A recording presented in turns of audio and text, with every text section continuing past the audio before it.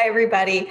Welcome to the SEL Forum. I am going to start us off today with an introduction into SEL. This will be a very quick overview, and it's meant to sort of let everyone orient themselves to what we're talking about. For those of you that are kind of new to SEL, and for those of you that are more veteran, I want to just sort of give an overview about where we are at the state level as well. So thinking about what the California Department of Education is saying down, and sort of when we started to get our feet wet in SEL and where we're at currently.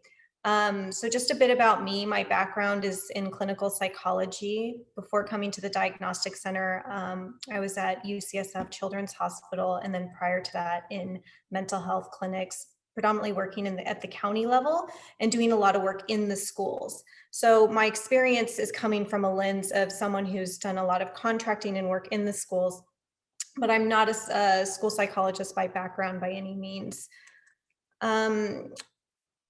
Just so everyone has the same operating definition here as we begin, social emotional learning is really about thinking about helping students get grounded in how they express themselves, how they get along with other people, and how they make decisions throughout their life. And this definition comes through Castle. And I want to show a brief video here about SEL before we get going.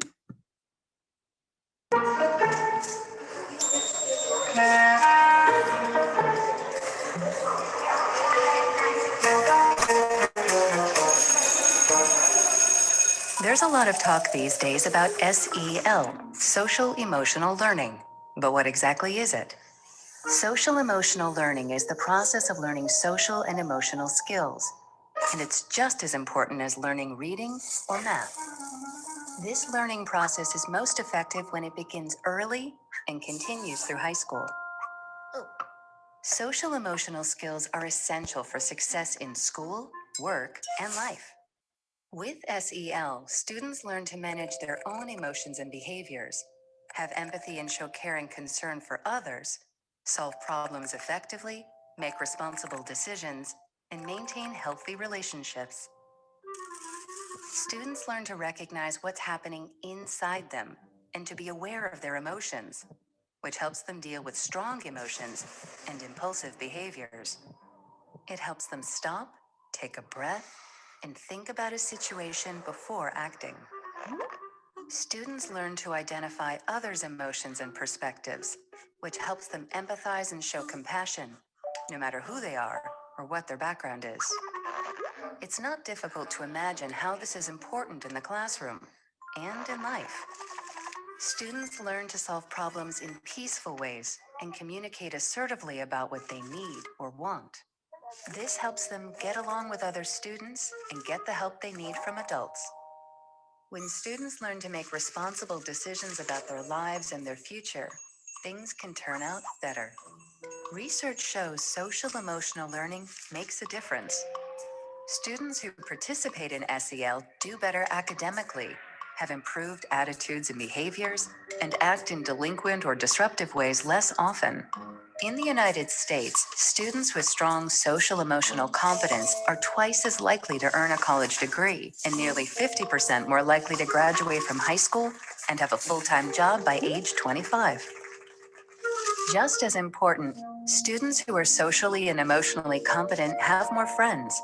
This means they're more likely to feel connected to school and do well, and less likely to be left out or bullied. Simply put, by participating in social emotional learning, students learn the skills to succeed in every facet of school and the rest of their lives.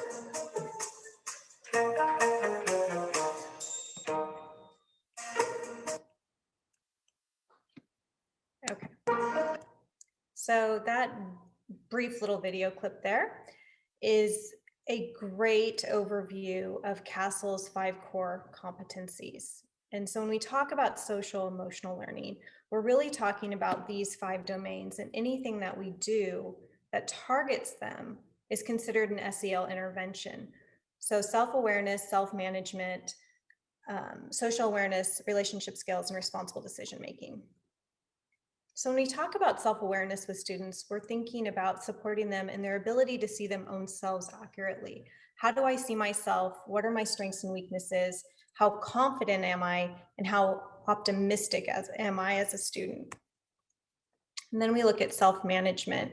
How do I control my behaviors within the classroom? How do I maintain focus and motivation and be able to persevere in my academic goals? Social awareness. How do I see other people? How do I see myself in relationship to those other people? And what are my interactions like within my community and my school at large? And then we have our relationship skills. When something happens, I have conflict with someone else. How do I negotiate that?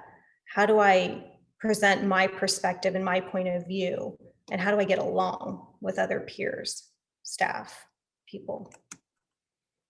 And then responsible decision making is all about being able to sort of look at options and choose the best one. So I'm trying to make a decision. Can I take the time to plan, consider all the options, and select the best one? So Castle recommends, when we think about SEL and those 5 domains, embedding them within the curriculum in different ways. So we can do that with just freestanding lessons in the classroom. A teacher can just say, hey, we're reading a book today. They start reading and they get to the point of the book where it's, let's identify the problem. Everybody, what's the problem? Okay, can you tell me what Johnny is thinking? Can you tell me what Sarah is feeling? These moments in the classroom that are just free would be considered just sort of off the cuff and not tied to any type of curriculum. Then we have lots of different curriculums that you can buy where we're specifically asking you to do a certain thing. It may be once a week, it may be twice a week, and you're teaching this lesson. And then you can have school-wide strategies and organizational things that you do to promote SEL within the climate. So that would go all the way up to how we're going to deal with behavioral issues. How are we going to treat students when they engage in certain behavior? And the approach will always be consistent, and you will see those practices across the classrooms and then within the school itself. So this is kind of a review of that. And how do we know if it works, right? So there's been a lot of talk about SEL. It seems like every time you turn on the news or you're listening to something in the state of California, it's Tony Thurmond's buzzword. It's Gavin Newsom when he talks about school, he's hitting SEL hard. And it's the buzzword right now, right? So, okay, it's out there, but do we know it's actually doing what we want it to do? The answer is it's coming out pretty strongly now. Yes, we have 2 decades of research now related to SEL across fields. 2 decades in science is actually quite young, but what we are seeing across the board when we look at studies is that when you implement SEL across a school, and even in the classroom, you're going to see an increase in about 11 percentile points. You're going to see improved behavior, self-esteem, and emotional management. There's 2 massive studies that examine SEL research. So meta-analyses are studies that take all the research and kind of put it together and synthesize it. And so in 2011 and 2017, 2 meta-analyses were done, and they looked at a total between the 2 studies of almost 400,000 students. And they found that when SEL is implemented in schools, you're going to see a huge reduction in behavioral issues, an increase in emotional awareness, and a reduction in risk-taking type behaviors. The financial return on your money is quite good. So for every dollar that you spend on an SEL curriculum, you're supposed to save about 11, and that's in reference to hiring mental health staff, thinking about the money that you miss out on when students have poor attendance. And several curriculums now exist. If you Google an SEL curriculum for your school, you're going to find a ton of options out there. But the 6 that sort of have the most evidence-based reviews and have been looked at are listed here. So if you're interested, you can take this list later and look at them for your schools. Okay, and so when we think about SEL in California, just quickly, I'm going to review where we're at right now. So in 2018, guidelines were developed. This was spring 2018, and they were released and they went up on CDE's website. And I think some schools kind of went ahead and moved forward with them. Others let them sit there and collect a little bit of dust and are shaking them off now. But the guidelines said, hey, we want you to take these and we want you to develop some LCAP goals related to social emotional learning. We want you to have a plan in your school to roll them out via MTSS. Pick a curriculum, adopt it, implement it, measure it, and track it over time and see if it's actually working. These guidelines came out under various domains and umbrellas, and the first one was to consider a whole approach to childhood development, meaning think about SEL and think about whether or not you're giving opportunities to practice it within your school. How are you promoting it, and how is it embedded in the climate? That you recognize a commitment to equity, that students need the opportunity to practice SEL skills, that we will consider hiring people that are representative of our student body, that look like them, and we will actively address structural and institutional biases as they're related to inequities. We're going to build capacity. We have to give students a chance to practice. We can't just teach things, but in the moment, when there's a problem, how are we going to resolve it? Are we going to use a restorative justice practice, or are we going to suspend the kid? Or are we going to do detentions, right? And what are we doing as far as teaching our staff how to do this? We can't just tell teachers, hey, we need you to do SEL now. We need to give them the tools and equip them to do it appropriately.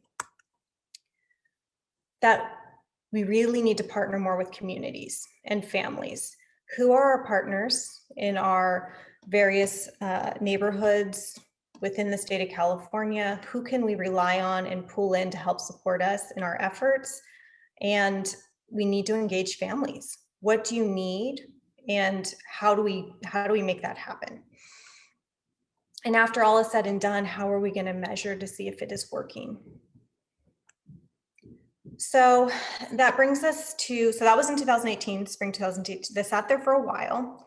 COVID hits. There's a lot of talk about SEL. And then most recently, we have the new SEL campaign in California. And this started through WikiWisdom. So it was put out on WikiWisdom, and there was a call from those in power at the State Department of Education to give feedback. They elicited lots of feedback on SEL about things and got things from teachers, from mental health workers, from a variety of different people. And this lovely committee that is interdisciplinary, it had social workers, teachers, school admin, doctors. They sat and they took all those ideas and synthesized them into a final report.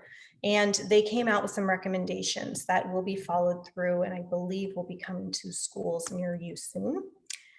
And the takeaways in this report were that in order to, when we start the fall or we go back to in-person learning, SEL has to be emphasized over academic catch-up. We have to understand that we collectively went through a period of great anxiety, of great change, and for some even trauma. And so that we need to really be paying attention to students' social emotional kind of where they're at, where they're coming in. We want to meet them where we're at and bring them through this. That teachers need to practice and understand anti-racism. It's not just about let's have a training and now everyone understands, but it's more sort of that once you kind of talk the talk, can you walk the walk? That we need to develop an easier definition of SEL. By and large, people thought 5 domains is too many, and can we titrate that down to fewer? We need guidelines and benchmarks by grade. So we design SEL curriculum that looks like by kindergarten, we want them to have these skills. By 3rd grade, we want them to have these. By 4th, these. And that's something that they're really trying to target now. That teachers need access to increased resources and free at that. We need a bank, we need a place where they can get training and just get things. There needs to be more awareness that SEL does indeed improve academic performance. It's not this thing that lives in this silo apart from everything else. If we attend to social emotional learning and mental health and well-being, that should translate into an improvement in behavior and then in turn academic performance as well. We have to partner better with our communities and improve mental health services as they are delivered to students. And lastly, they said we definitely need to bridge this gap between SEL and home. And that's what Natalie and I will be talking about here in a few minutes. So the takeaway recommendations were that we have to radically accept that everything has changed and we must change too. When we go back, it can't be that we just go back as if the pandemic never existed. We have to attend to social emotional learning, that it needs to become the cornerstone of education. That might dramatically shift how our teachers are credentialed and how we approach school, not just learning, but disciplinary practices and the way we engage with one another. To avoid that mental health tsunami that everyone is predicting is likely going to hit in the fall, we have to coordinate now, and we need to make alliances with our community partners. And we really need to loop families in more to understanding what's going on and what SEL means. It matters, and why it matters is because the survey is a little old now, but I still think it's pertinent. The survey was done in early April, May 2020. It was in conjunction with the ACLU and the Youth Council, and they looked at about 650 students across 49 districts in the state of California.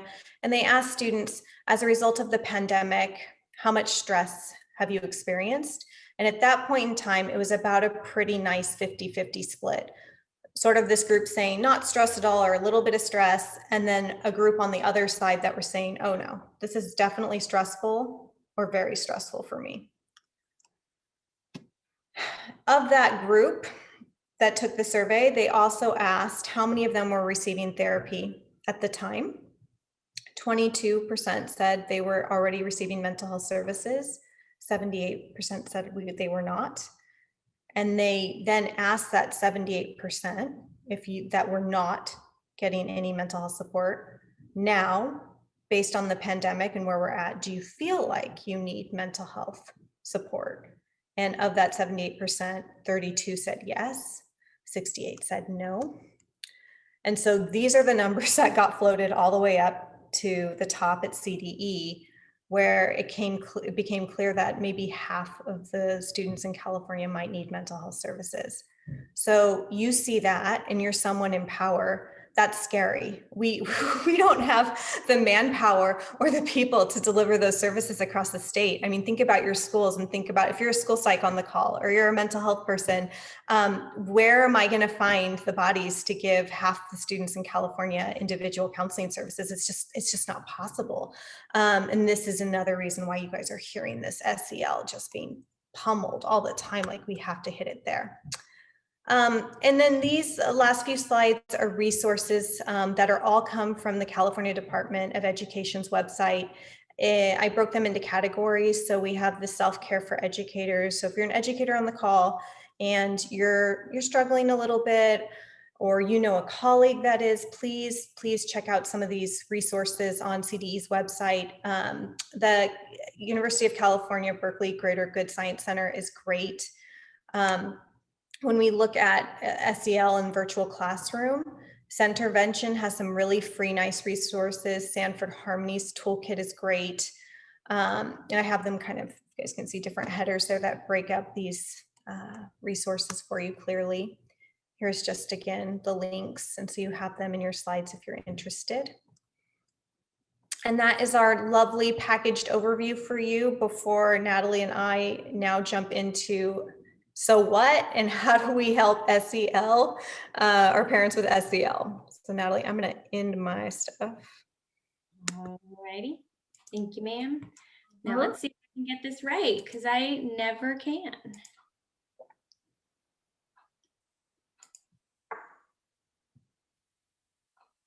We good? Looks good to me.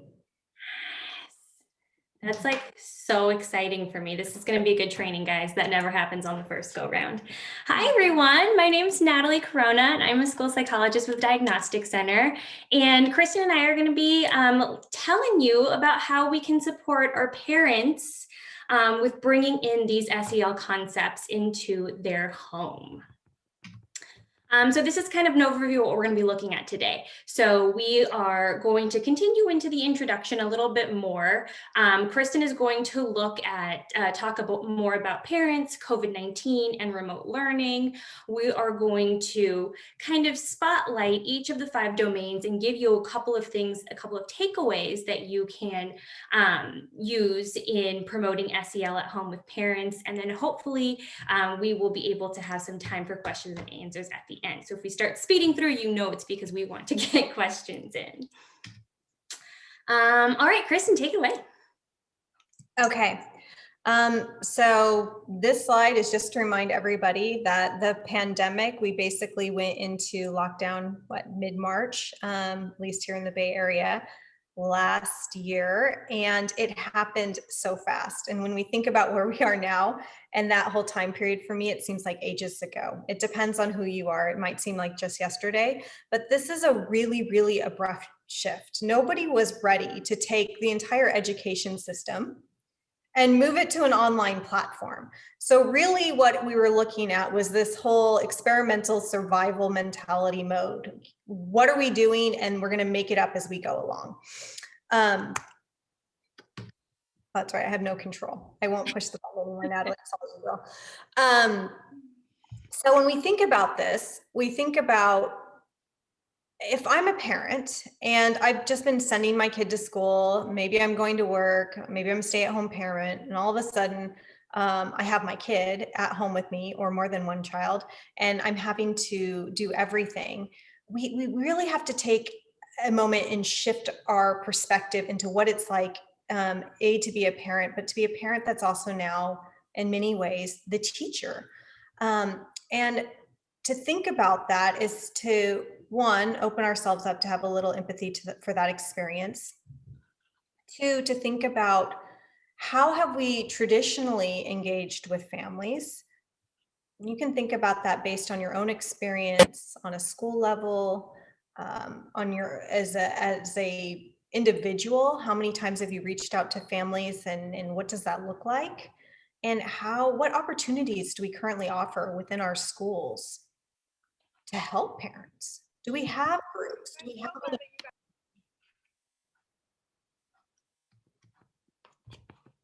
So most families did not get better as a result of the pandemic. Lots of additional stressors were added. They're working from home. They now have to find a way to get their kid onto Zoom. Everyone has to find a place to work in the house. Or maybe if it wasn't a parent who was working, they have to find a way to support their child in getting everything they need and figure out the platform. Everything was disrupted. And we know from child psychology that kids thrive on routines and predictability. And so the minute you throw in all of these unknowns, it creates a lot of anxiety and it creates a lot of stress. Friendships were impacted. So kids that would go to school and connect with same age peers, they weren't having those same opportunities. Think about physical education. One of the things from that survey in the introduction, when they asked students what has been helpful and hard about the pandemic, one of the things that they were saying was, we really wish we had more opportunities for mental health and physical education support. So that tells you something. Even kids are aware of just the physiological differences of being stuck at home. They're not moving as much, and their mental health took a hit.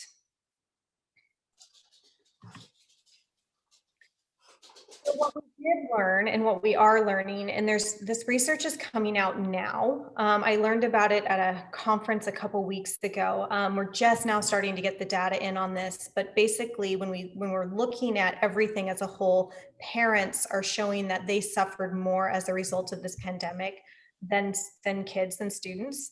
The students who were suffering continued to suffer. So those that already had some mental health or behavioral issues, those did not get better. And one of the buffers that they're finding as far as it relates to sort of insulating the mental health of students was increased sleep. As a result of the COVID-19 pandemic, students got more sleep, and that was immensely helpful and important. And this data will continue to come out, and we'll see it more in the spring or in the summer and the fall as it gets published. But when I think about what our developmental pediatrician at the diagnostic center is always saying, I mean, he's constantly talking about the importance of sleep. And it's so critical for our mood regulation, for our attention, for our concentration. So that was something that did seem to be at least one of the improvements that came out of the pandemic for a lot of kids. They got more sleep. SEL as a buzzword is probably going to be here to stay, right? And that children will continue to need the opportunities to practice SEL. We have to not just say, oh, we're doing SEL, but what ways are we implementing it within our schools? Okay. So what are our assumptions about parents and SEL? I've done a couple of really nice consults with some school districts that have been struggling with parents. And it's what are our assumptions too? Where do we assume parents' capacity is at and what they're able to do? I think oftentimes we might have a lot of assumptions or we place the bar quite high, and we need to be more realistic and we need to have some grace and some understanding with our parents. So we don't get degrees in parenting. We can't do that. We all got degrees in whatever we're doing now. You got your credential to be a teacher. You got your MA to be a school psychologist, or your MS, right? You're working on your MFT to be a therapist, but parenting just happens by accident, and you acquire the skills and you learn. And so we need to think about how challenging it is not only to just be a parent, but then to also become, in some ways, the primary teacher. It's very, very hard sometimes for kids and students to get that feedback, that academic feedback from their parents. So this makes it doubly tricky for parents to kind of lean in and say, oh, okay, let me help you with this math problem. Let me correct you with that when I'm already correcting you with all these other things in your life that lead to you becoming a citizen and my child at home. And so another thing is that we should think about if parents come back at us or they're mad about the way we're doing something or they're not happy with remote learning, we need to not take it personally. We just need to be understanding of the situation and that this has been very hard for everyone. Okay, so when we think about SEL and supporting parents, Natalie and I are going to break it down into CASEL's 5 domains. So we're going to talk about all the things that you can do to support students under these support students, meaning via the parents, through these 5 domains. Okay, and so in a nutshell, if you take one thing away from this training, understand that parents are going to need to model these things for their children, and they're going to need to practice them. So any of the skills that you take away today or the ideas, you need to reinforce with parents. You will have to model this at home and you will have to practice it. This is not a one and done thing. We're not going to just do SEL and it's cool and everything's going to be fine and better. I'm going to teach you this skill and I'm going to constantly reinforce it and watch me do it. So the first thing we're going to talk about is self-awareness and helping parents with students, their own children, that struggle with big emotions at home, that say things like, I can't do it, and throw up their hands. The students that talk negatively at home, or they just can't get it done. So when students are struggling with big emotions, we need to help them use their words. So depending on their age, we need to talk about what's developmentally appropriate. So for young ones, there's a lot of research that says we need to help them identify when they're sad and they're showing that affect. You can be their voice. Oh, you look sad. When they're happy, oh, I'm so glad you're happy. We do this with books with young kids. So we're reading stories and the parent can just stop and say, what do you think he's feeling right now? What do you think she's thinking? Right? And so for our elementary school support staff on the phone, teachers, counselors, anybody who works with the young ones, you want to take this opportunity to ask parents, what is your child's favorite book? When you're reading that tonight, try this. even if it has animals, see if they have some affect. They can do it with the stuffed animals, they can do it with their toys, but this is one area we want to sort of hone in and show an example and bring it in, and we need to ask things about that specific student so we can get a sense. Like, oh, the favorite book is about Thomas the Train, so we're going to use Thomas, right? We don't want to be fearful of engaging and teaching families about apps, different apps that can be on the iPad or on the phone. So there's a lot that can look at, for example, you have the Positive Penguins app, or you have Moody Monster Manor app for the young ones that talk about how to identify emotions, and it gives examples when the characters go through different scenarios, and it helps the kids start to talk about that. For older ones, we want to use age-appropriate apps where they're able to track their emotions. So for example, there's things like the mood meter and the mood meter app, and then there's zones of regulation app, and you can use those to help students identify an emotional state. And then once they go in there, at least in the mood meter, it'll expand and it'll say, okay, you're mad, and it'll show them a lower threshold of mad, which might be annoyance or being upset. And then they show a more intense band of that, irate, enraged. And the student can log that, and you can see it over time. And then they can talk about whether they want to move or shift to another mood. We want to model. As a parent, we want to teach parents to model. If you come home and you're upset because of something that happened at work, don't act like everything's okay. Talk and be open about your feelings, because there's a way in which sometimes children can assume we have it all under control and we know what we're doing. And this shows that we're human. Hey, I have a fun fact about the parental modeling and emotional control. So I was watching this presentation by Peg Dawson. Anyone who has come to my trainings knows that I'm obsessed with her. And she is a psychologist who is really big on executive skills and executive functioning. And she was saying that the best outcomes for students with emotional regulation are those who have had an emotionally stable and emotionally calm caregiver in the first 7 months of their life. So it's so important us as parents and caregivers to model how to manage our big emotions. Love it.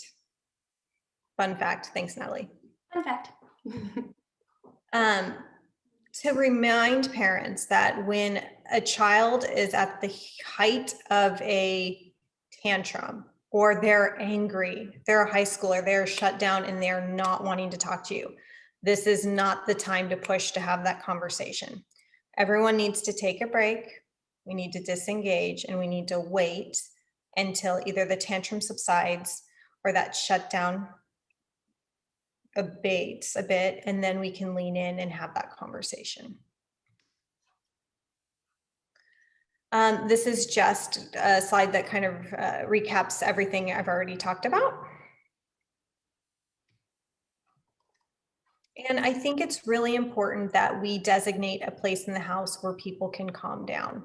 I believe this is true for a classroom too. And this is a picture of a spot that was designed in a classroom. But help parents think about, when your child's struggling, where's their calm spot? Where's their safe spot in the house? And I've had this look anything from going into the bathtub with some pillows and a blanket to a little night table, and they put a sheet over it and they crawl under and they make it like a fort, to just their own room, depending on the family's resources, what they have, what the home environment looks like. But we really want to create a space where that child has the safety to recenter and just to breathe and regulate. I often say that it's nice if you have fidgets or sensory toys in your safe spot. So something maybe is weighted, or those clays with those different densities. It's sometimes nice too to have a visual timer so that they can get a sense of how long they've spent calming down. And you may have coach your parent through when they come out of their safe spot, sort of, how are they feeling now? what coping skill did they use when they were in there, and sort of just debrief to strategize for next times, for whatever dysregulated them to the point that they would use the space, how to reset for next time.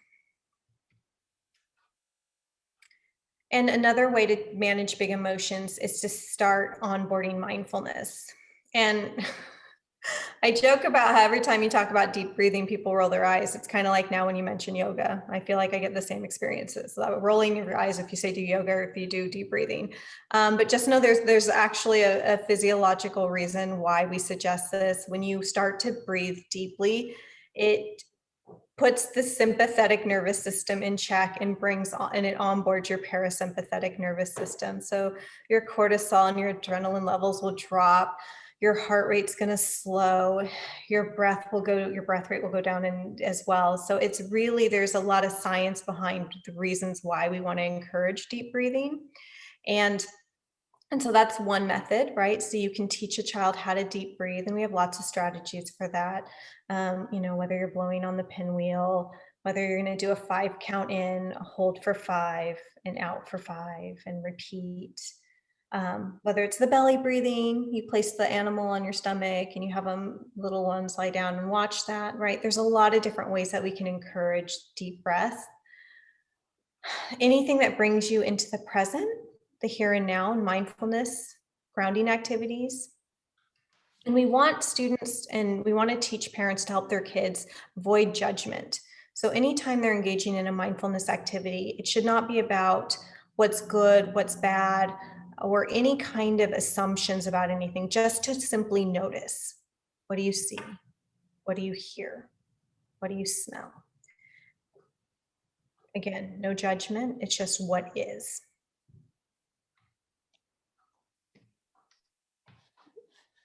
Stuck here, hold on. There we go. All right, so for the next domain, we're gonna look at the self-management.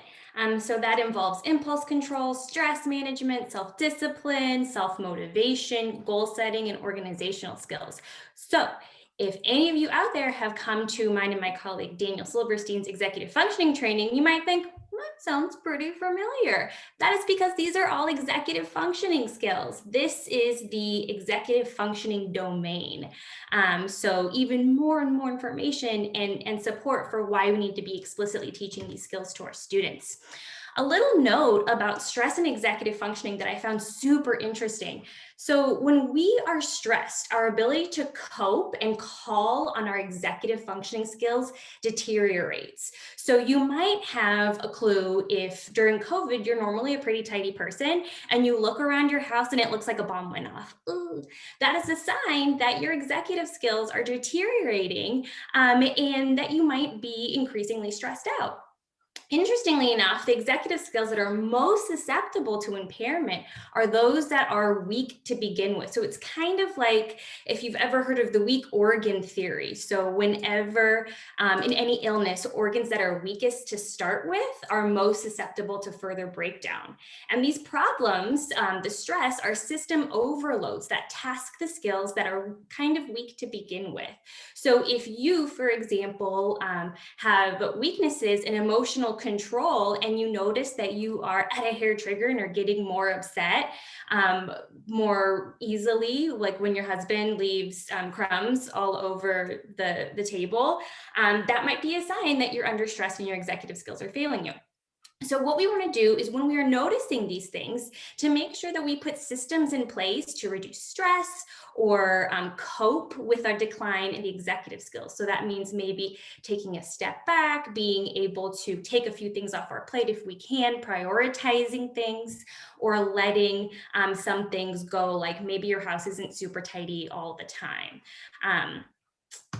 So when we are trying to help our parents set up for positive behavior, we can really call on the idea of positive behavior intervention. This is a aspect of MTSS, multi-tiered systems of support that we use in school. And the same kind of rules or ideas or outline and structure can apply at home. So this is from the Association for Positive Behavior Support. And this is just like top 10 things that you could do to bring positive behavior support home and kind of mimic that in the home environment. I'm not going to go through all of these and read them because you can kind of take a look at it yourself. But when you are bringing these to parents, make sure that we are able to have some ideas in the back of our mind of how we can give them examples of creating routines for their families and establishing clear expectations, or knowing how they're going to react to situations, being consistent. Consistency, I think, is probably the key and the number one most difficult thing for parents, because sometimes it's easier to just throw your hands up and say, ugh, I'm not going to fight this fight right now. So when we are talking about choosing some of these interventions, we really want to bring down the level of like overwhelm for parents, because these 10 things, they can be a lot. And for someone who is already kind of at the end of their rope and really duct taping themselves together, this can seem difficult. So I like to really talk about the perfect intervention, which takes no more than 5 to 10 minutes a day, and they're willing to do it for pretty much the rest of their life, right? So what is the one thing that they think will improve the life of their family and how their household functions, and focus on that one thing and do it really, really regularly. So for example, if it's everyone is going to put their backpack away in the same spot every single day and double check that they have everything before they leave, then that's the one thing that is going to be consistently done. So when we're looking at these areas, a couple of problems we hear pretty consistently. One is that my child has poor impulse control. So when kids have poor impulse control, they need a lot of external help and support, and it can be really exhausting.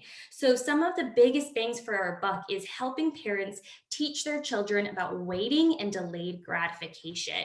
So wait and stop are super, super important to teach our littles when they are getting into school, in that preschool and even younger area. Students who develop the skill have shown to have long-term better outcomes. So we do this also kind of a little bit more advanced, teaching children how to stop and think. Stop and think has a whole curriculum. And this is also an aspect of a lot of other social emotional curriculums, is being able to put a pause and think about your responses or your actions before you move forward. And then also really be understanding. There are some students where impulse control, impulse deficits are a fundamental part of their disability, and they can't help that they're constantly trying to touch everything or, you know, running all over the place. And so really having an understanding of where they are developmentally and their strengths and weaknesses is going to be super important. And then regulating the environment as well is going to be super important. So what we want to do is, just like when you're in your classroom and you have your student who's a little wiggly or struggles with impulse control, we want to make sure we put him or her away from really busy windows or things that might cause distractions, or put them next to a positive peer that could help them. We can take these same principles and apply it to home. So making sure that students have clear boundaries and barriers separating all of the things that they are allowed to have access to at home. So for example, that might be prying the iPad away or blocking off certain offices or areas at home, or even managing the social environment. So if you have a student that can get really amped up with a lot of people around, then maybe limiting the amount of friends they have to play over, or regulating what types of games that they are playing at the moment to keep the energy a little lower. Making sure that we are establishing and teaching our parents how to establish routines and schedules, even if it's just starting with one thing at a time. For example, morning routine or dinner routine or homework routine or bedtime routine, focusing on those key areas and how to set up expectations, modeling, practicing, and slowly but surely getting a little bit more success in when we focus on those little areas one thing at a time. This is just an overview of the idea of stop and think. So there are many, many iterations in the social emotional learning curriculum about this, but overall, it's just, can we stop? Take time to think about what we're going to do and what possible things could happen. So stop, think about what you're going to do. Is it safe? Is it not? Can we do it better? Do we have everything we need to make these good decisions? And then act. So act in the safest way possible. So following proper procedures, and don't rush if things can be done safely. So I like love putting it together with little hand signals. So like stop, think, act. You guys can come up with some fun. So procrastination is another one that is so difficult. And I feel like a lot of us as adults, I take frequent stops at the procrastination station. So this is a very difficult skill to learn and to maintain. So what parents have to know about this is that it is a fundamental weakness with initiation. So, and it's one of the hardest skills to get good at. And unfortunately, initiation is one of the skills that took the biggest hit in the pandemic, because when we think about how school is structured, we have bells and we have visuals and we have the natural movement of the schedule to help with that initiation process, as well as teachers and peers and aides. When we're at home, there is nothing that signals it's time to get started or it's time to stop. And so this requires lots of support, especially at first, and then when students are getting really good to practice fading over time. And a large percentage of kids have checked out during COVID because they just have trouble initiating tasks. They're given lots of work and maybe they're not necessarily super clear about when it has to be done. It's just kind of this nebulous thing floating around in the cloud, and it can be really difficult to put it more concretely. So this is a really great way that we can start teaching students about anti-procrastination or initiation at school, and then have it carried over into the home environment. So this is a study plan. So we want to ask kids to make a plan with a start time and have them start when they said they would. So what that does is it creates a link in your brain, because our brain learns by association. So I'm going to do my math, I'm going to do it after snack. So as a parent, we would ask our kid, what are you going to do and when are you going to do it? So I'm going to do my math, I'm going to do it after snack. And then set your timers, or have that visual break after snack, and then parents can go back up to them and say, okay, you set your plan, it's after snack, now it's time for math. And then being sure that there is really clear structure around how long do they think it's going to take. Again, modeling. I have 10 math problems. This is kind of hard, so it might take me 30 minutes. When they will do it, what they will be doing, what materials they're going to need, when they're going to start it, and then check it when it's done. So I really like this study plan to use with students when they're learning about initiation and anti-procrastination. So you're like, Natalie, this is like so not gonna work because I just can't have my kid tell me when he's gonna do and what's gonna, like, it's gonna fall apart, which you're right, it probably will in the beginning, but we have to be consistent and we have to keep going. So troubleshooting, start with easy tasks first. So let your students prioritize what they're going to do. Some people like to start with easy things so they can feel successful and check it off their list. Like my husband puts like brush teeth on his to-do list every day because it's a really successful feeling when you get to check it off. Have them identify what's getting in the way of getting it done and brainstorm strategies with them about how to overcome it. So maybe I'm not doing it because it's boring or it's too hard, or there's something else I would rather be doing, and being able to kind of create a plan of how we're going to get through this.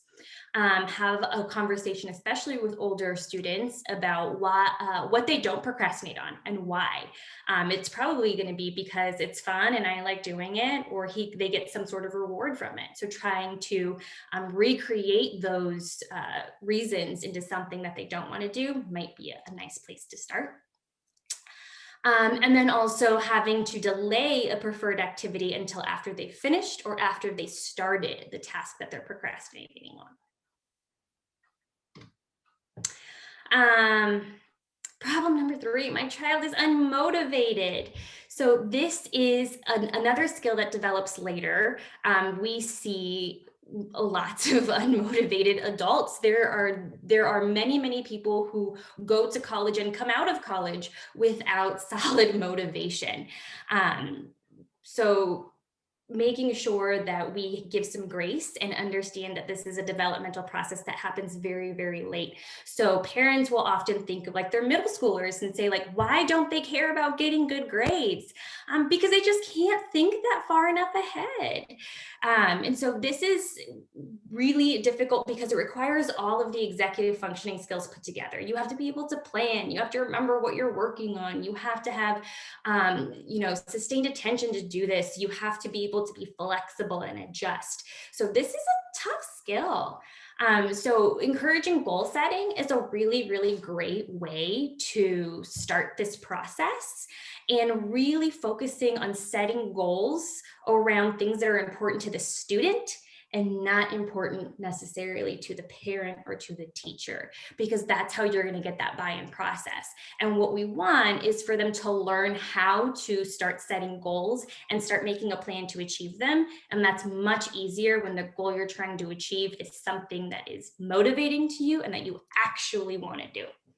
And then finally, really asking yourself, is motivation the real issue? A lot of times I think we can see students as lazy or just defiant, but there might be other underlying issues that are getting in the way of the motivation, like anxiety or depression, or they're working at a skill level that is much too difficult for them.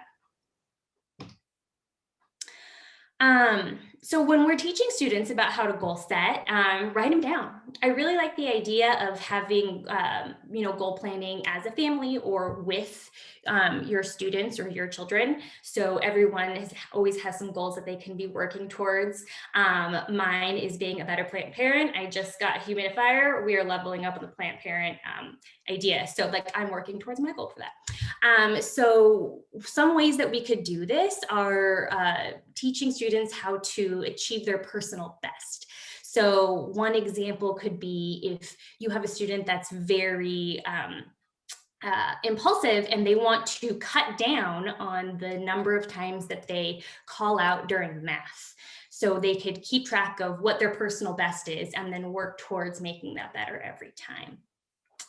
Other goals or examples of goals that we can help students work toward, they can be centered around sports or a hobby.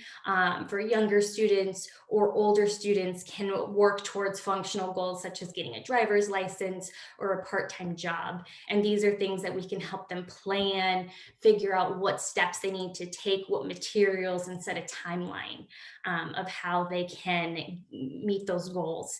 And then making sure that they're focused and short-term and attainable. So oftentimes I'll hear, my own family, so guilty of this. My aunt will say, I told,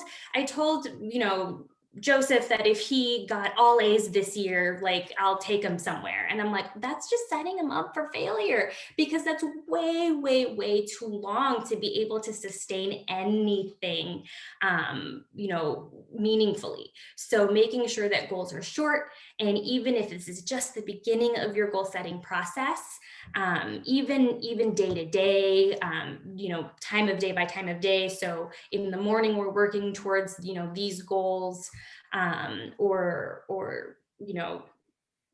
for some kids, even hour by hour, if they need a lot more reinforcement. So we need to help them develop a plan. We just can't say like, set your goals and like have at it. This has to be explicitly taught and practiced and modeled. So we need to ask them questions of how will they achieve their goal? What materials or resources will they need? What help might they need? And then throughout the process, reflecting on what went right, what went wrong, and how things are going along the way, and make sure that we teach them that it's okay to adjust the goals if they are too lofty. So for example, for us, we might say, I'm going to work out 5 days a week. And if you've never worked out a day in your life, that goal is unrealistic and not attainable. And then you're going to feel bad when you inevitably don't meet it. So making sure that we're able to take stock and adjust when those goals are too hard, to make them attainable, but just hard enough. Organization is another problem that we encounter a lot at the Diagnostic Center with some help with. So things that parents need to know are their own organizational strengths and weaknesses. So if you are an organizational hot mess, it's really difficult to teach your child how to be an organizational master. So just make sure you're aware of your own strengths and weaknesses. And if you are also not so organized, this could be a really good thing to learn together. This is a long-term and labor-intensive process. I feel like every single problem I'm talking about, it's like, this is super hard and long-term and laborious, but these skills are difficult to learn. So it requires a lot of work, a lot of modeling, and a lot of practice. So we have to teach organization explicitly. We cannot rely on incidental learning. So for example, we have to teach them specifically how to clean the bathroom or where to put their stuff or the steps of how to clean their room. And a system for one might not work for everyone. So if you are an organizationally minded person and you have this like beautiful color-coded system of how you want things done, but you have a spouse or a child or a student that is not that way at all, and you create a system with yourself in mind and not the student or not with the student, it's probably not going to be very successful. And then always remember that it's more efficient not to use an organization system in the moment than to actually use them.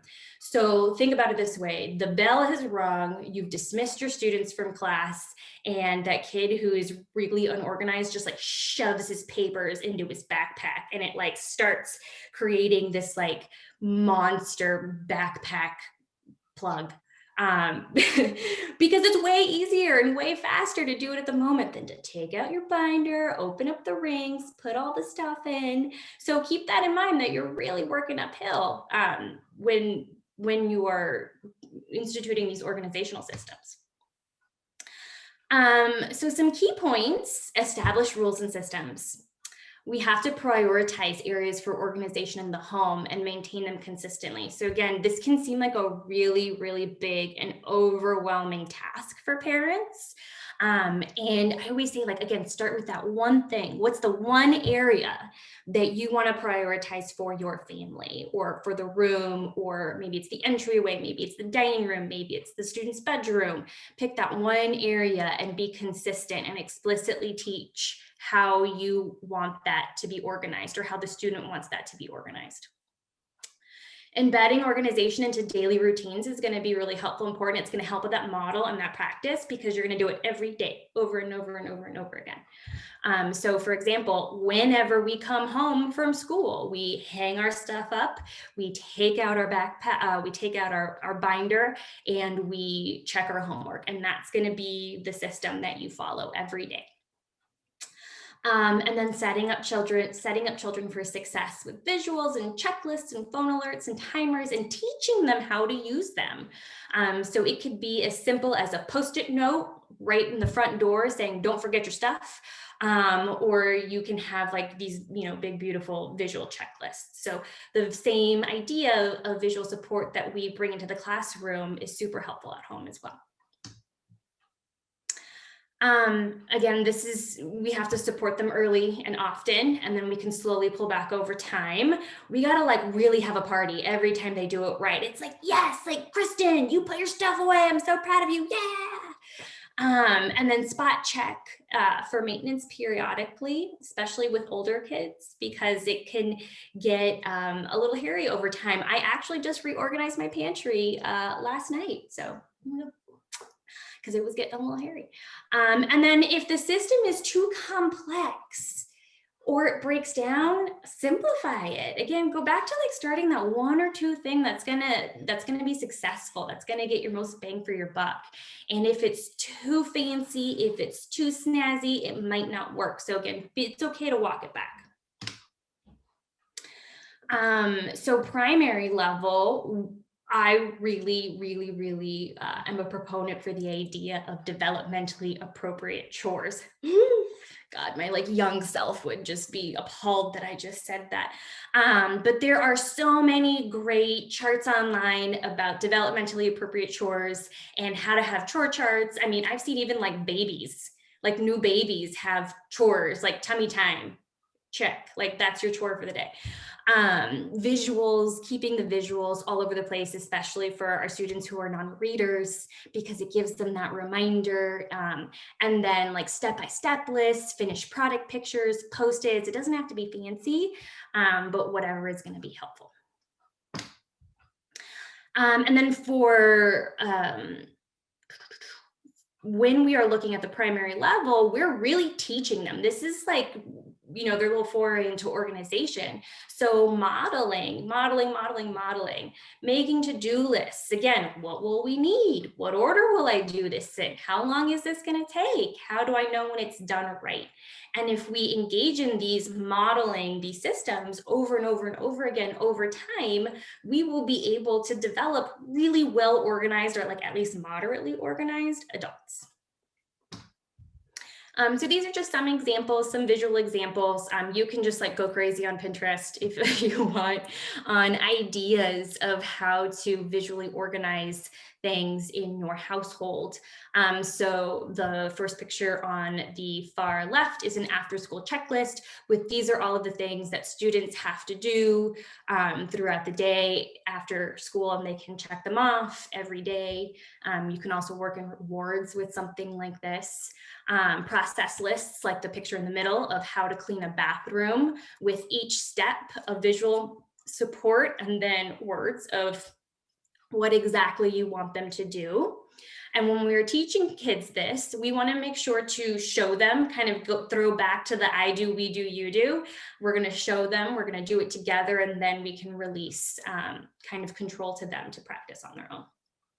And then like this fancy kid command center, where it's the last picture on the right, where it's this hooks with backpacks and schedules and to-do lists and folders with all of the important information that your kids might need. So at the secondary level, the important thing is to create systems with your child and not for your child. So again, remembering like not all organizational systems are created equally. And then increase the likelihood of success with that one task. Check in super often. They might be in high school, but they're still developing the skills. So we have to check in with them often. And then making sure that they have a reinforcement if the child is not intrinsically motivated. I feel like we always have parents that are like, we don't want to like bribe them to do things. It's usually dads. I don't know why. But I always tell them like, would you go to work for free? I love my job, but I'm not going for free. So we might have to make sure that students have some level of reinforcement if it's not something that's inherently or intrinsically motivating to them. And then be explicit. So like the planner or writing down the homework, God, that's like the bane of everyone's existence, like middle school on. But oftentimes we don't teach this skill explicitly enough. So things like, where is it going to live? How do you open it? What's going to go in there? How are you going to write it up? Who has access to it? Do you set an alarm? All of these things have to be explicitly taught.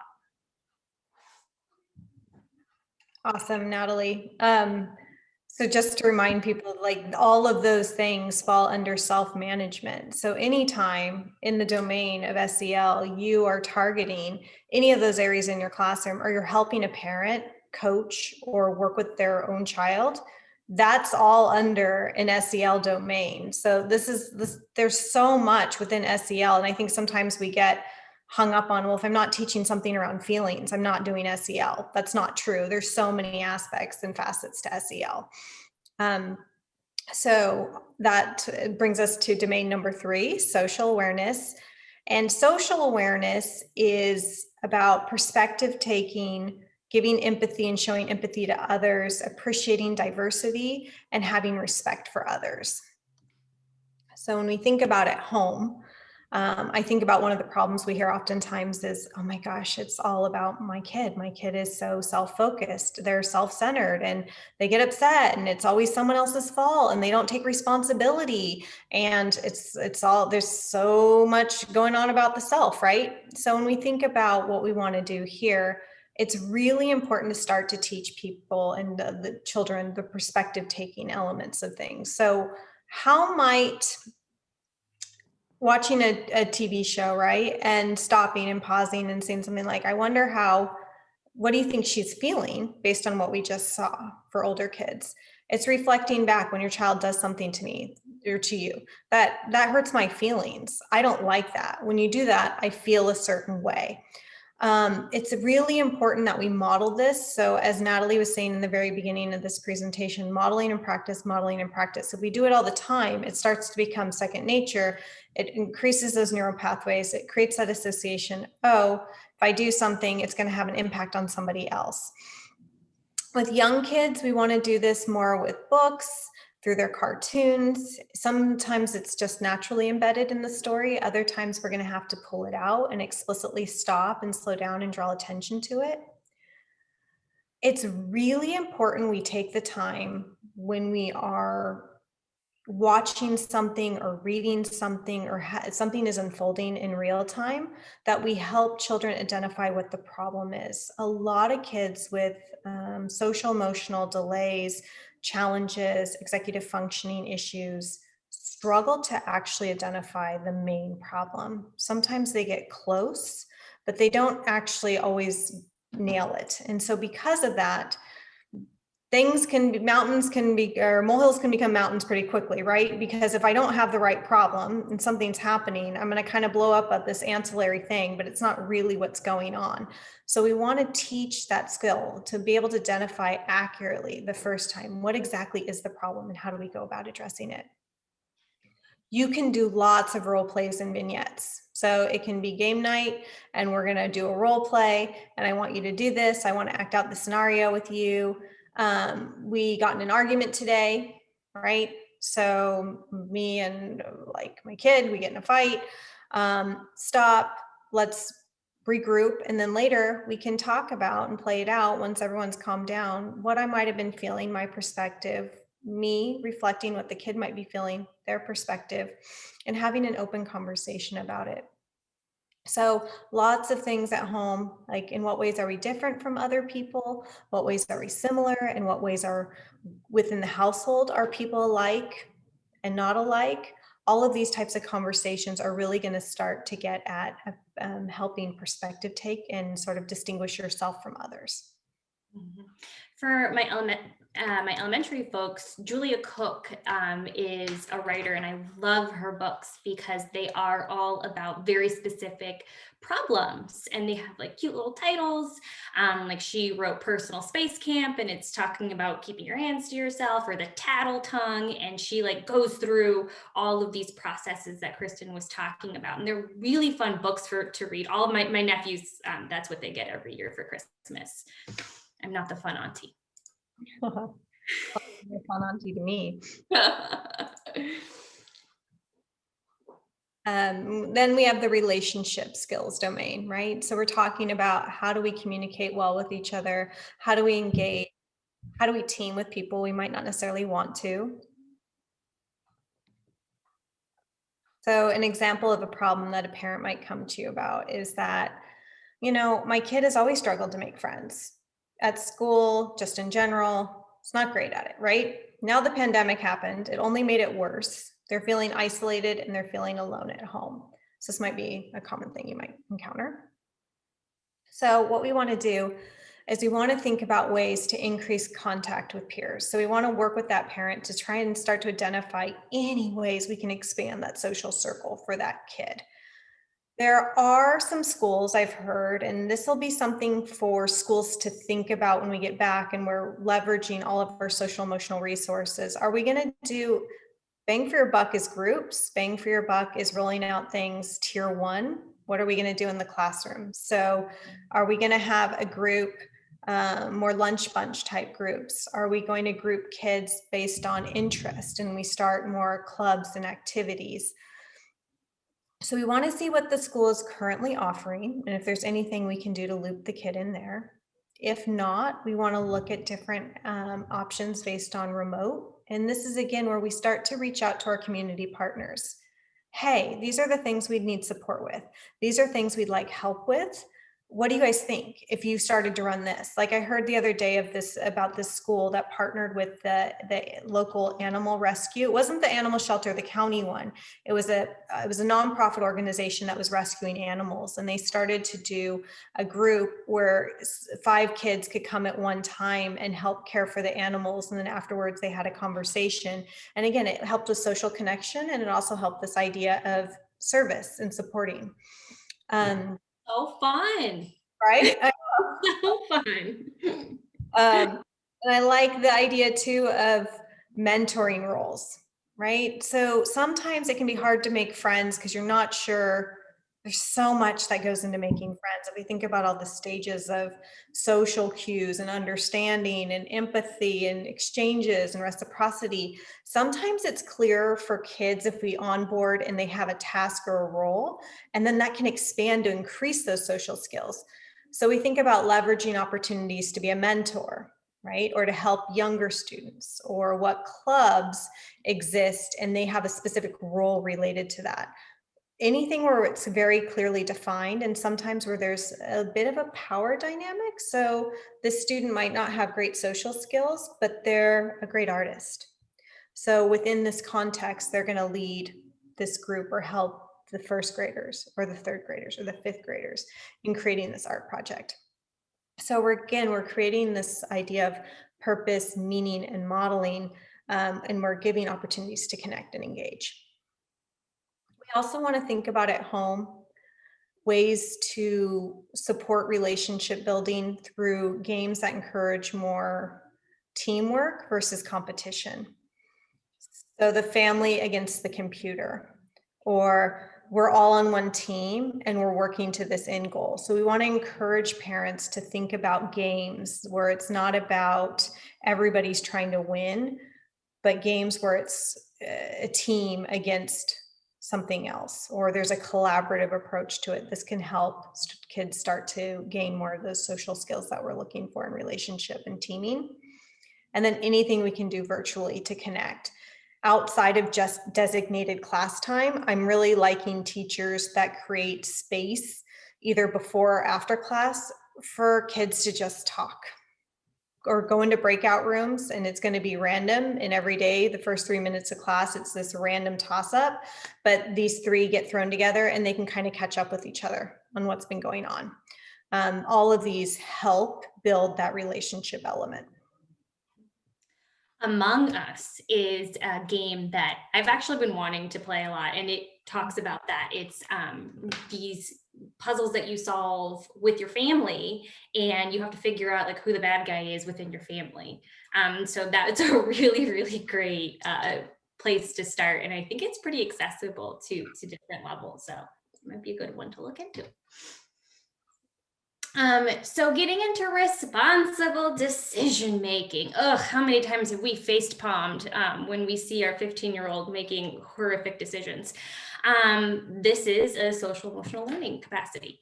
So it's being able to identify problems, analyze situations, solve them, evaluate, reflect of how it went, and then really also looking at the ethical responsibility that our decisions are have on the people around us.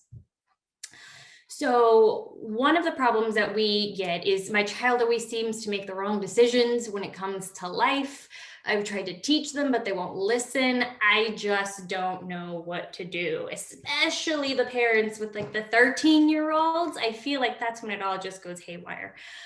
So we field this question a lot. So one way or a few ways to get started on helping your students or your children build better decision-making processes is helping them to identify the issue and then really making, again, modeling and practicing. You're like, okay, we hear you. Modeling and practicing a list of all the possible behaviors or solutions, like a pro-con list. Discussing the outcome of each solution mentioned, and then help them provide scaffolding or suggestions on maybe what they might be missing or an outside perspective, incorporating process sheets. We'll look at some in a little bit, and then explaining reasons and choices. I really, really enjoyed that one. I came from a dad who was of the mind of like, because I said so. And that just really does not help with learning how to make good decisions, because when we explain our reasoning to our children and our students, it really helps to model that decision-making process and why we are choosing to do one thing over the other. And then also being able to have backup plans when your initial choice falls through. So this is the Pooch protocol. What a horrible name, but fun to say. And it's basically a chart, and it has 4 columns, P, O, O, and then Ch. And it really looks at the specific steps of making good decisions.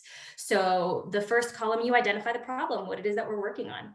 And then the O, different options, what different ways could we solve this problem? The other O is looking at what are the possible outcomes for our possible options. The Ch is the choose your option, and then reflecting on how things went. So always kind of going back to the reflection process. Was it a good choice? If it wasn't, that's cool, man. We make bad choices all the time. How could we make better ones next time? The other activity that I really like to do in a school setting, and it's also fun to do, it could be done at home, is the worst case scenario activity. So you could, really similar to the Pooch protocol, you put your problem at the top of a piece of paper or maybe a whiteboard, and then you can have the student or the child identify 2 different choices. And then you ask them, what's the worst thing that could happen if I follow this, if I make this choice? So for example, I don't do my homework today, right? Doing my homework, what's one choice? Do my homework. Second choice, I don't do my homework. What's the worst thing that happens if I do my homework? I have to put off playing video games, until 7 o'clock, right? And then what's the worst thing that could happen if I don't do my homework? And I have some really creative kids. I used to have this one student that I worked with that every decision that was like a poor decision, he ended up in jail. I don't know how he did it, but he did. And it was like really effective because he's like, I don't want to end up in jail, so I'm going to do my homework. But it really also helps you see how they think about the world and how they problem solve things. So worst case scenario is a very, very fun game to play. And then have them make an informed decision after all of the potential outcomes. And you might get some like really, really long decision-making trains, but it's a pretty fun activity to do. And then also, again, guiding them through and modeling our thought process and our decision-making process. So some guided questions that, younger students normally don't think of, adolescent students normally don't think of. How will this impact others? Like Kristen was mentioning, a lot of kids tend to be self-focused. And if we are not regularly asking this question, how will this impact others? If I have my cell phone on when I am in the movie theater, how will that impact others? And then asking them, is it worth it? Do I really want to make this choice? Is the outcome or the potential gain, is it worth some of the drawbacks? Why do I want to make this choice? Especially when it comes around social media and posting images. Why do I want to post this picture? Why do I want to make this comment? What am I getting out of this? And then finally, will this help me? Is this going to be a proactive or productive decision I'm going to make? Or is it just going to get me in a whole hot mess of trouble? So these are really great questions that we have to, again, model and practice with our students. You're like, yes, yes, girl, I know. Okay. I was thinking, Natalie, about too, one of the things I used to do in counseling sometimes with my older students is I'd have them make pro and con lists. Mhm. And I would have them rank them between a 1, a 2, and a 3. So a 1 is like, it's bad, but it's not terrible. A 2 is like middling, and a 3 was like, oh, this is really good or really bad, right? And so it would teach them that sometimes for 1 cons and you have 2 pros that are a 3, it's like, oh, actually, these 2 things really, really matter, because sometimes kids just see the list and they see the quantity and they're like, oh, I got to pick this one, right? And it's actually, if we assign a value to it, they can start to see that it's not just about the pros and the cons, but also these things carry weight to them, and it gives like this another level of meaning. So for the older ones, I kind of encourage sometimes to do rank order on your pro and con lists as well. I love that. Love that. It can be helpful. Yeah. Decisions is hard. It's hard. So some takeaways for everybody as we're wrapping up here, and we'll definitely hang out and answer any questions you have if you have difficult parents or you're struggling with this in the SEL at home. Is to one, remember that this virtual learning thing has been hard on everyone. Certain families adapted to it much easier. Certain families have struggled. Certain parents have been able to manage this. Others have really struggled. And so we want to be patient. We want to have grace, and we want to first listen, see if we can figure out what the issue is, and then how can we support the parent with the issue that they're struggling with at hand at home. To be super mindful that parents are struggling. So much attention goes to students and children. But based on what I'm hearing in the research that is probably going to be published very soon, is that parents, this was a very, very hard time, extremely hard. And so some parents make it look easy, I think, which only adds to the problem. That makes other parents feel like, why can't I be like Joan down the street who seems to have it all together and I just don't? That it's hard. We want to validate that it's hard, that parents were never necessarily meant to be full-time teachers and full-time parents. So we want to share that we understand and validate first, and not be super quick to rush in and judge. And that, sorry to interrupt. I was just had a squirrel moment. The New York Times has a podcast called The Daily, and on Friday they posted an episode called "The Agony of the Parenting During the Pandemic." And they opened up this phone line, this voice message phone line, where parents could basically call in and leave messages about how they were feeling. And what they found is they got like a lot of screams, like a lot of parents calling in and just giving like primal screams into the voice message, and then sharing their stories about how difficult this was. And it was super eye-opening. I recommend it. It's worth a listen. Mhm. We have focused a lot on SEL for parents, assuming that you guys are going to struggle the most with parents that are where their kids are struggling too, and then they're in your loop and they're cycled in, right? And I also want to call out that there have been many students and children that have done better with the pandemic, in the sense of they were struggling, maybe there was some social anxiety, it might have been hard, and the thought of going back to school full time and having to do that again causes a ton of anxiety. So it'll be interesting to see what happens when we are back in session full time, in person, not hybrid, not mini cohorts, but we put everybody back in and we say go. And I suspect we're going to run up against a couple of different issues, those that do just fine, those that come back to school with a lot of anxiety, and then we're going to be coaching parents with how to deal with that anxiety at home. And then those that actually experienced this pandemic in somewhat of a traumatic fashion, and they've encoded it as if it was a trauma, and they're going to have some reactions that would mimic that. You're going to see emotional dysregulation, you're going to see distress, you're going to see challenging behaviors, and how to then again bridge what's happening at school with what's happening at home. Because if anything, that's one of the things we're taking away is we need to bridge. We need to now start creating stronger bridges between school and home.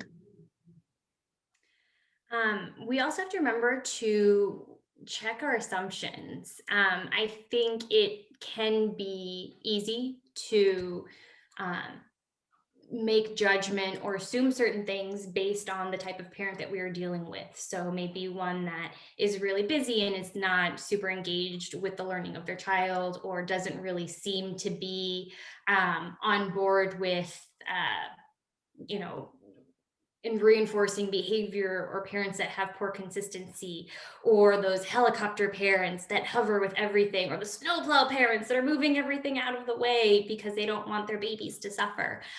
So just make sure we check your assumptions and how we are engaging with our parents, because we might be wrong. And even if we're right, it doesn't take away from the fact that they are struggling. Modeling whenever possible. That's like it's the one thing we want you to take away. Model, model, model, because that's what gives us practice. And it is how we solidify those neurological connections in our brains to make these social emotional learning skills automatic and easier to access and easier to use.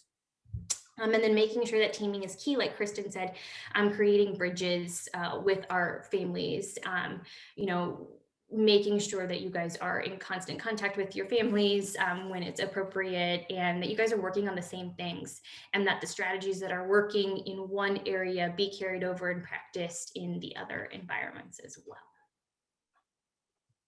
Anything else that we're missing, Miss Kristen?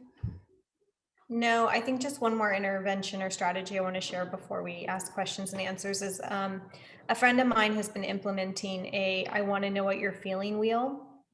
And so she's been using it with different families throughout the pandemic, and has taught parents to do this. But basically, you guys would coach parents to get with the kid, and they pick some markers or some colored pencils or some art stuff, right?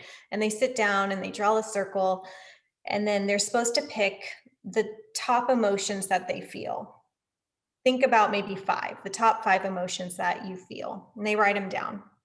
And then the idea is they color in the pie or the circle with the amount or percentage of the time they feel those emotions.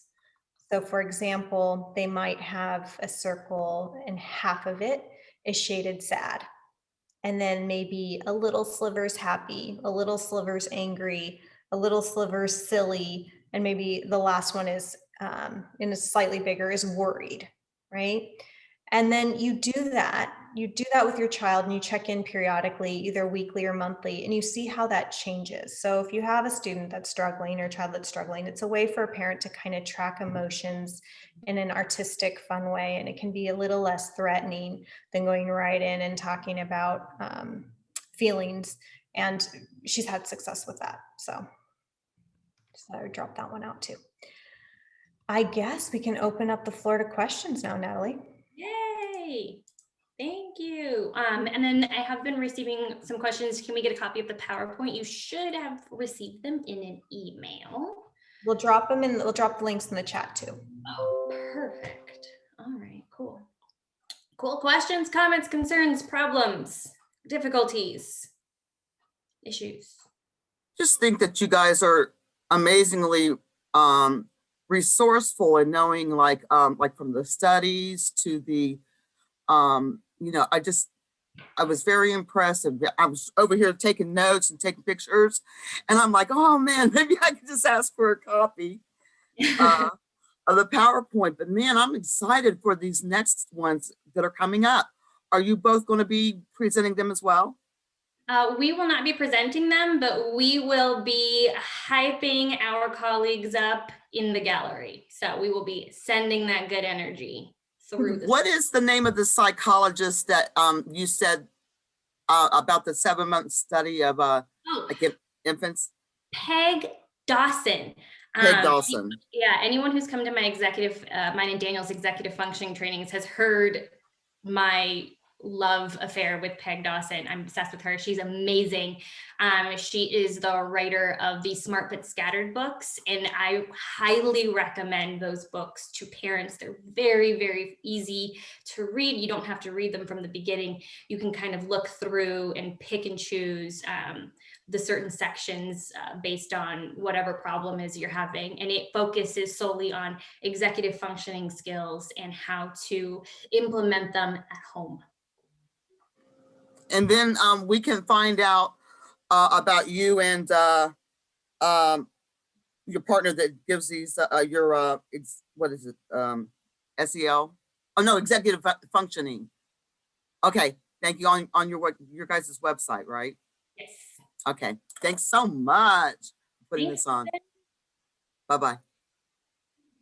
Awesome, Susan. Thank you. I do believe we also dropped a survey in the chat. So for those of you that are needing to go as we're doing questions, please feel free to click on that link. It'll take you to just a brief survey, and then you're going to get a certificate for your attendance here today. So just wanted to point that out. Heather or Alec, we are having a question in the chat about when will they receive the recording or how will it be available so they can share with colleagues and parents.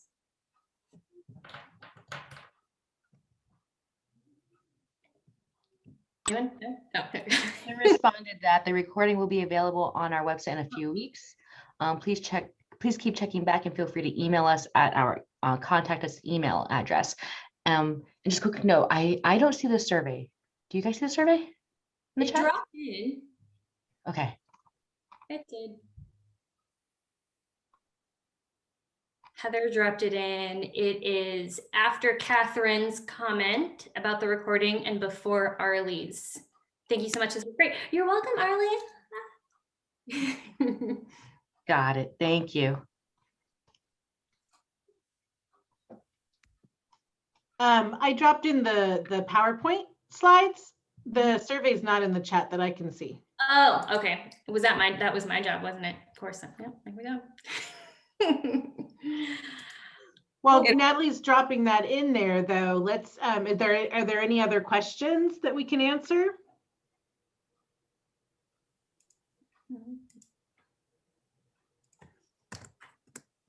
All right.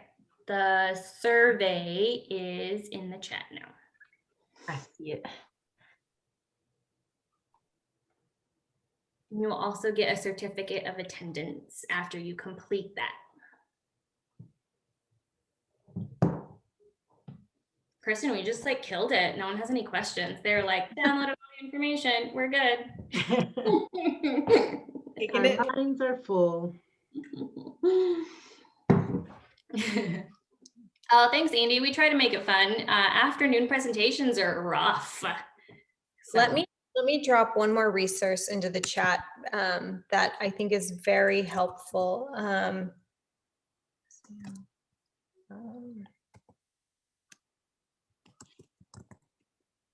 So SEL4CA.org.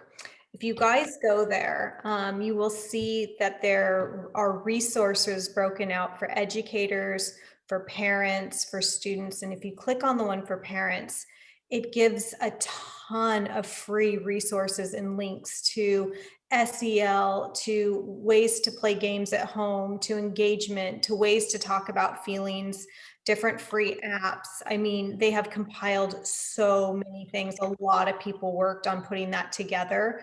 And it's really great. So take that, run with it, and spread SEL4CA.org broadly. Give it to your. Can you send that again? I don't think it went to everyone. And then I'm gonna drop in the Padlet that we have about executive functioning, and that will help with a lot of those little tricky things too.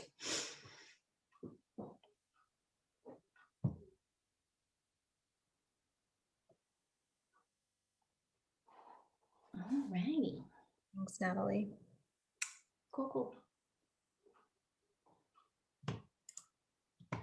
We hope that everybody will join us for our future sessions next Tuesday, the 27th, SEL in the classroom. Tuesday, May 4th, where we're going to be talking about writing measurable IEP goals for promoting social emotional learning. And May 11th, we'll be talking about opportunities where we can take a teachable moment, like an everyday thing that comes up, and how we can teach life skills and social emotional skills in those moments. And thanks, Joanne, for dropping that in the chat. And sorry, we actually do have a question. Susan, you're more than welcome to ask through audio. Okay, I can just speak up. Can you hear me? Yeah. Yeah. You know, I was looking at like one of the recommendations was that the 5 areas of social and emotional learning get reduced to 3 or get reduced to fewer. Have you guys thought about how that might look at all, or have you given any? Yes, Yeah. so- What are you thinking? It's actually published in the final report, and where it stands right now is 1 is identifying and managing emotions. That's Okay. number 1, identifying and managing emotions. So like emotional regulation. Yes. 2 is developing stronger relationships with others. So it focuses on Okay. the relationship band. And the last is making responsible decisions and setting goals. So Okay. those might be the 3 that you hear California widely spinning. All right. And so they're folding what are the first 2, the self-awareness, that would be like folded into the emotional regulation probably, or? Self-awareness is going to be under the identifying and managing emotions. Okay. What was the last one? The responsible decision-making. Decisions, yeah. Thank you. So that's where you fit in like the social responsibility and then the relation, that sort of area, right? More community. It's mainly the self-management and the responsible decision-making are going Okay. in a lot of They're that one. going in together. Okay. Thanks. Yeah. That's interesting because that's kind of that 5-tier thing has just been the norm everywhere pretty much. Mhm. So And I think that's a good recommendation. Yeah, so the feedback was to simplify it. And so those will be the 3 that I think will emerge, and we'll see, and the focus will be on that in the state of California. Okay. Thank you. Thank you, ladies. This was just so wonderful. Bye-bye. Bye, Susan. Kristen, can you repeat those one more time? Sure. So it's identification and emotional management, right? So identifying feelings and managing them, those go into one bracket. Then you have developing stronger relationships. That will be the second one. And the third is responsible decision-making and goal setting.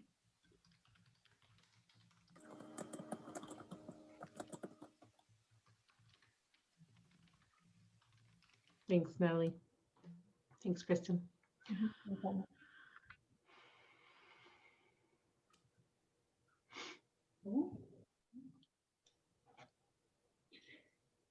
Any other questions? Yeah, I was wondering about, I think in the very beginning you were mentioning, sorry, that's my baby. You were mentioning a resource where parents can get free diagnostic services. Can you say more about that and like how they can, like who's it's available for and like how they can get access to that? I'm wondering if you're referring to one of the services that we provide, and it is free assessments for students, and we provide them through to the districts and parents. So parents cannot refer to us directly, but if parents have a question that's, you know, if you're trying to settle a dispute or it's like a really tricky diagnostic question, I kind of like to think of us as like special ed FBI, where it's like really tough and you can't really figure out what's going on. The school district in conjunction with the parent can make a referral to us and put forth specific questions you want us to answer. And we will do that for free. Okay, thank you.